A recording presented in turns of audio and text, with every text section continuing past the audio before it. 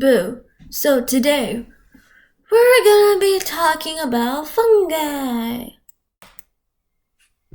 So basically, fungi is unicellular or multicellular. If we remember from the protists video, if you don't know what it is, maybe watch that video first and then come back to it. And then, so the fungi's structure, its reproductive part is what's visible. And then its main body is hidden underground, so you cannot see it. So basically, when you look at fungi, whatever you see is the reproductive part. And then the main body is not. And also, its body is made out of mycelium. And mycelium is made up of long thread-like tubes. And those are called hyphae. So you can think of the body as like a sweater, and then like a big knitted sweater, and then that sweater is the body, and then the individual thread and yarn is the hyphae, and those are, like I said, thread-like tubes. And then hyphae contains cytoplasm and nuclei, and it surrounds its cell wall.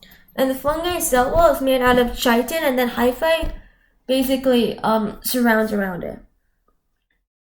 So basically, as a summary, fungi's body is the fungi's main body is underground, which is invisible, and it's made out of mycelium, and then mycelium is out of hyphae, which are thread-like long tubes, and hyphae surrounds the cell wall, which is made out of chitin. And that's the main body, and then its reproductive part is what's visible. So hyphae could actually be separated by a septa in the cell wall, and then septa contains large pores, so the cytoplasm is evenly everywhere distributed. That way nutrients would be evenly distributed faster. So basically, fungi's, the hyphae could be separated by a septa, and then that way, basically, hyphae could be separated by a septa in the cell wall, and then septa contains large pores. That way, for cytoplasm, it can be evenly distributed faster, so more nutrients is distributed faster. So basically, hyphae could be separated by the cell wall could be separated by hyphae could be separated by a septa in the cell wall. There. So as we know, hyphae surrounds the cell wall, and in there could be a septa. Hyphae could be separated by a septa. So that separates the hyphae. And then the septa contains large pores, so the cytoplasm can be evenly distributed quicker, which thus also the nutrients be evenly distributed quicker. Now another important thing. Fungi is never plants because, firstly, fungi cell wall is made out of chitin. Plant cell wall is made of cellulose. Plants reproduce through seeds. Fungi reproduce through spores. And then also, plants have chloroplast and does photosynthesis. Fungi doesn't. So that's a really important thing to remember.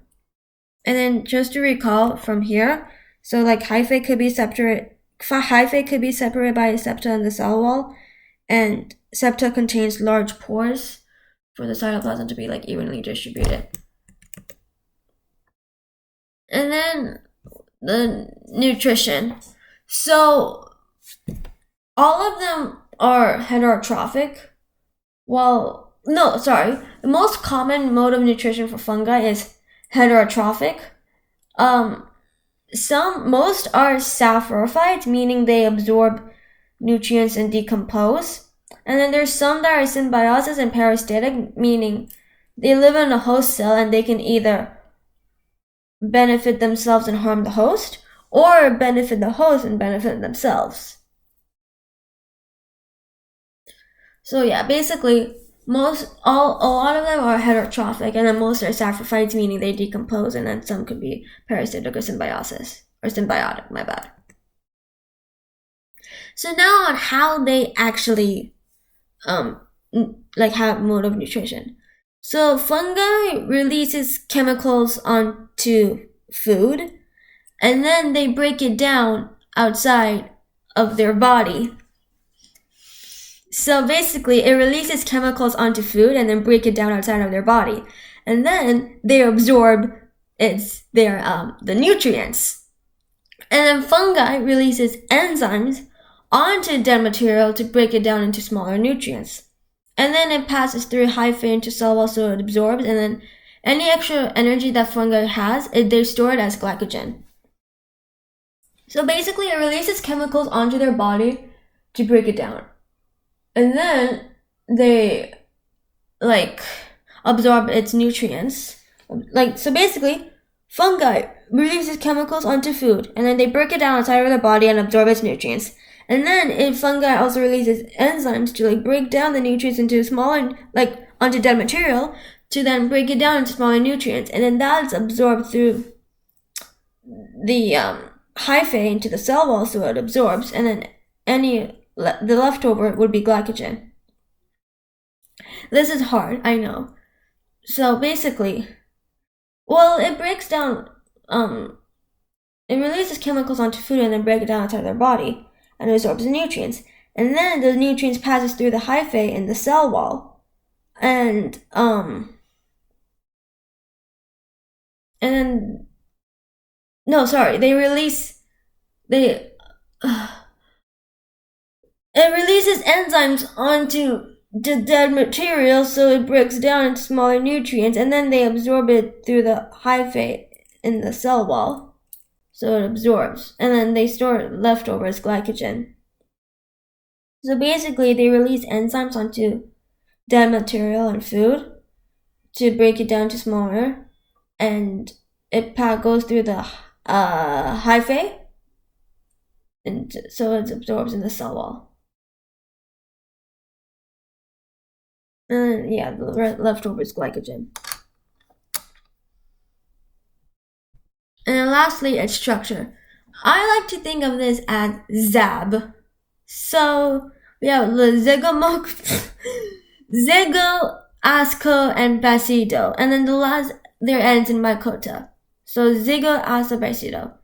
Zygo, aso, basido. And basically for zygo, there's basically just big circles on top. Azimo, it's a big triangle on top. And basido is a mushroom. It basically looks like a mushroom, as you can see in there. And so it's basically Z stands for big circles on top, A stands for a big triangle on top, and then B stands for a mushroom on top. So, yeah. If you have any questions, comment down below.